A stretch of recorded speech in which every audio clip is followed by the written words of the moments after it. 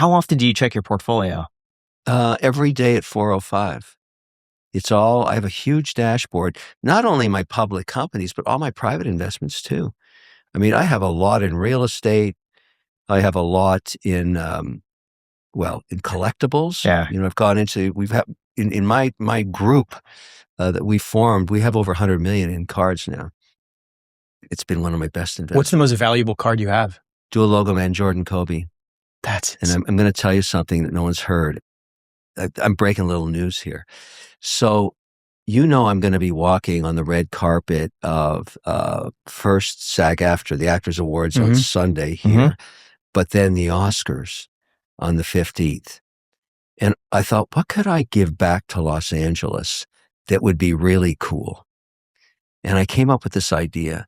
I thought if we could take the Jordan Kobe dual logo man, that card we bought last August for $12.93 million. I also didn't know you bought that. I know the card sold for that price. I didn't know it was everywhere. Yeah, I saw the press tour afterwards. Crazy. But then I thought to myself, Paul Logan did something cool with his Pokemon. He hung it on a necklace and he wore it. I thought, how can I take Paul's idea and elevate it, turn it to 11? How can I max it out? So I called up my good friends at Tiffany's and I said, can we talk to Paris? Let's dream up a necklace made of all diamonds and rubies, and I'll wear that at the Oscars because Kobe should be back in LA. And nobody knows I'm coming with that. That thing's going to be worth about $25 million. I'm going to have security everywhere, obviously, Brinks trucks and everything. But when I get on that red carpet, I'm going to be wearing that thing. It's going to be a mind blower.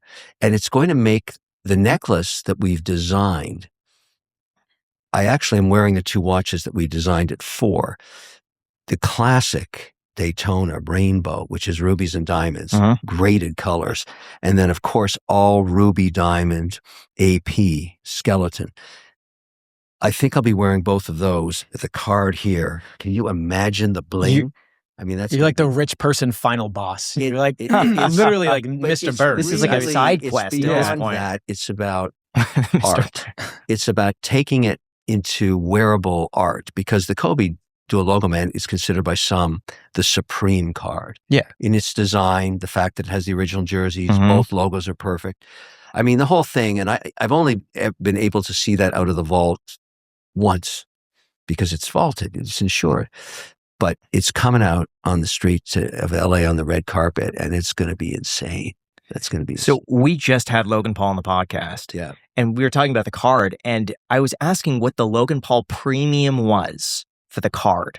And he definitely said his name associated in the story behind it and him showing it adds a level of premium for a buyer because that has a story to it. Well, imagine what this card's. Yeah. I mean, think about walking the red carpet of the Oscars. We're nominated for 9 Academy Awards on Marty Supreme. This is a chance of a lifetime to bring Kobe back into LA in its flashiest moment. So what's your plan with the card? So the card, my philosophy, we talked earlier about ETFs, right? I like diversification. So if I own Europe, I own 50 stocks. My portfolio is 50 of the largest European stocks in that O share. I want to own 50 cards. I don't want to bet the farm on one card. I want the 50th most valuable cards on earth in one holdco that I'm a shareholder in. That's what I want. Because I went back and did the research. Go back to 1958 in modern and contemporary art. Track every single painting. You can do this online now easily. What you're going to find out is 98% of the returns of the modern and contemporary art market came from the top 20 pieces of art, top 20 artists, that they're rarest pieces. So a Picasso that you bought for $2,500 in 1962, that trades for $140 million today. Not some other artist, the Picasso. There were thousands of modern artists, but Picasso's the one you wanted. Warhol. There were all kinds of people in New York in the 70s doing what Warhol was doing, but none of those have traded up. You got to own the Warhol. You want the Mick Jagger. So that's my philosophy with cards. So I got together with two other guys, Shine, probably the number one collector on earth.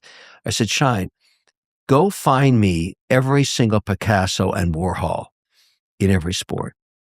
And it doesn't, and what you've learned about the data, it doesn't matter what you pay. It just doesn't matter. Whether you pay 8 million or 20 million or 50 million, doesn't matter. If you just let time do its thing, those cards outperform all the rest of that sector if they are piece uniques. So that the Jordan, Kobe logo, man, that's a piece unique. There's only one of those. So we paid 12.93 million middle of August last year. Mm-hmm. Go to Card Ladder. It's 17.2 million right now. It's better than the S&P. Have you gotten an offer after purchasing it? Oh, yeah. We're not selling that card. I'm not selling any cards. Like, how am I going to buy them back? They're piece uniques. Like, this is better. It's done way better than crypto. Way better. Like, way better than Bitcoin. Way better than the S&P 500. So in terms of your portfolio then, if you were to allocate percentages and how it's invested, what percent would be alternative investments like cards, collectibles, as opposed to index funds, individual stock picks, private companies, real estate? Like how are you currently diversified? Now, really quick, every business is asking themselves the same question. How do we make AI work for us? The possibilities are limitless, but guessing is too risky, and sitting on the sidelines is not an option because one thing is certain. If you're not doing it, your competitors are already making their move. And that's where our sponsor NetSuite by Oracle comes in. It's the #1 AI cloud ERP, trusted by over 43,000 businesses to manage everything from financials and inventory to commerce, HR, and CRM, all in one unified system. When all of your data is in one place, your AI becomes a lot smarter. It doesn't just guess. It knows. NetSuite intelligently automates routine tasks, delivers real-time insights, and helps you make fast, confident decisions that actually help drive growth. And it's not just an add-on, it's AI that's literally built right into the system that runs your business, helping you cut costs, improve accuracy, and stay ahead of the competition. Whether your company is making millions or even hundreds of millions, NetSuite gives you visibility and control to keep moving forward. Honestly, if I were building a business of this size, NetSuite's the only company that I have 100% confidence in. So if your revenues are at least in the 7 figures, get our completely free business guide, Demystifying AI, at netsuite.com/clips. Again, the guide is free for you at netsuite.com/clips, netsuite.com/clips, with the link down below in the description. How are you currently diversified? Yeah, that's actually the secret sauce of it. And it's the thing about diversity, it's the only free lunch in investing. Very simple rule for me. On traditional equities and debt, no more than 20% in any one sector. There's 11 sectors in the economy, and no more than 5% in any one stock or bond. So think about, you've got 11 sectors. Real estate's the 11th sector in the S&P, the most recent. The only rule I break is real estate. I have about 32% of my portfolio in real estate. Is that commercial real estate? No, it's a blend. But right now, what's really exploding in terms of value for me are the deals I did in data centers. I bought 10,200 acres in Alberta, Canada, and last week we announced 10,300 acres in Utah.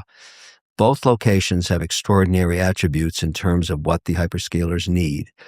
So I'm really, really long real estate right now, because if you look at the cash flow in all commercial real estate, there's never been in history this much CapEx allocated to this sector.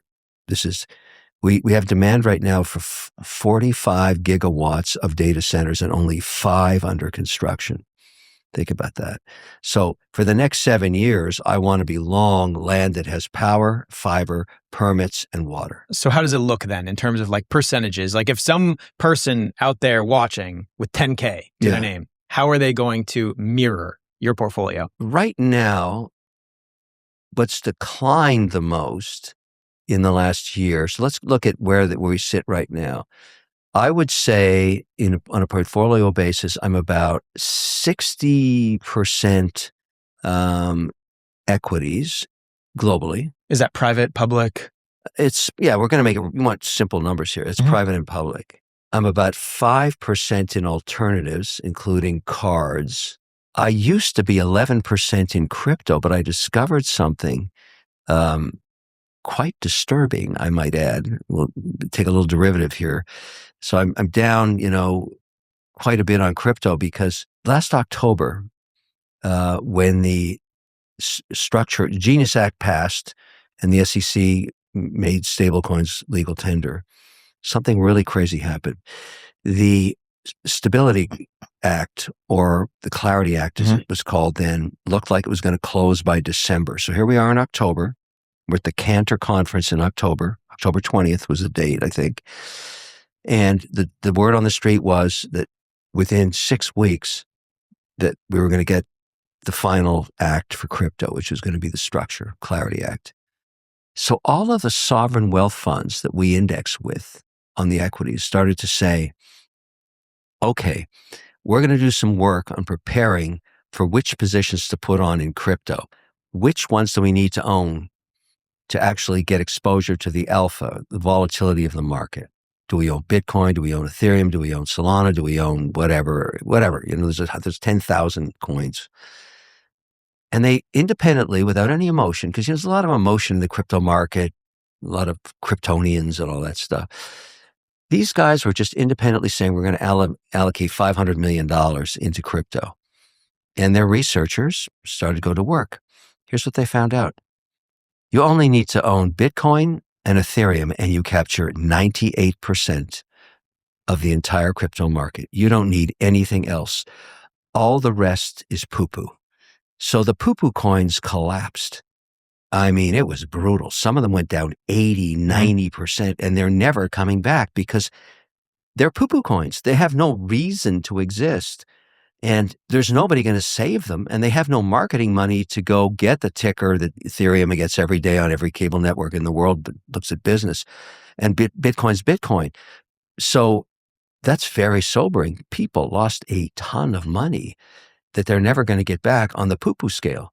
So if you're going to get exposure to crypto, avoid poo-poo and just simply buy the two that matter. That's what I did. So I sold 27 positions, gone. Put it into USDC, which, is giving me yield of 3.9%, and just bought more Ethereum and Bitcoin. And now it's a very interesting time. Those things have been crushed too. So, I'd call that an alternative too, but it didn't perform as well as gold. So, if you think about it this way, for me right now, it's probably 60 equities globally, 20 fixed income, and 20 alternatives, including cards, crypto, gold. And that portfolio has done quite well. What's an investment that everyone loves right now that you think is going to collapse?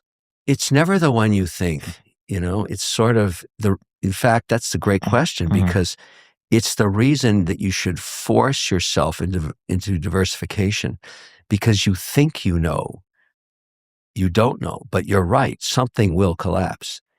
But because you only own 5% of it or max 20% in that sector, it's very hard for a sector to completely collapse. But, there's been a real correction on a lot of the AI assumptions lately. And some of those stocks have pulled back. But because for me, it's just a 5% position, it doesn't really hurt. And yet gold, everybody got that wrong. And that thing really saved my rear end. Like, look at my gold portfolio. It was insane, the performance. If you had to throw out a guess, though, if you were to speculate, not that people should listen to what you're speculating on, but what would you say could be something people are bullish on right now that you're bearish on? I think the disruption that's going to occur in AI around, I would say, financial services. You saw what Jack Dorsey did. He laid off 40% of his people yesterday. In a sense, he's financial services. I think that's going to happen again. Now, the weird thing is the stock price didn't collapse, but the employment numbers did. So it's hard for me to pick where AI is going to disrupt next. I would have thought it would have happened sooner, but it's this next year, the year we're in, here we are in February. If we have this gathering again in 12 months, something's going to go down 80%. I just don't know what it is yet, but it will be because of AI disruption. So I'm curious for you, do you just pop open your brokerage every morning and dollar cost average? No. What I do is I mark to market with a dashboard. I have it's a proprietary dashboard, but it takes every single global because I have accounts in the UAE, in Switzerland. What do you mean a council? Well, I have a company called 𝗪𝗧𝗡𝗡𝗘𝗖𝗧 Global in Abu Dhabi, and it has investments. So those stocks go up and down on that exchange. So I need to know what they are, and so at 4:05, although remember 13 hours ahead over there, I just take a snapshot. I look at it on my phone, and I say, I just looked for variance. What moved more than 3%? And so it flags any position that had more than a 3% move in this trading session. And what's occurring now is there's more and more names every day. There's a lot of vol. Let me give you an example. I'm a shareholder in Circle. You're probably unaware of this. It went up 35% yesterday. That's a lot. Now, why did it go up 35%?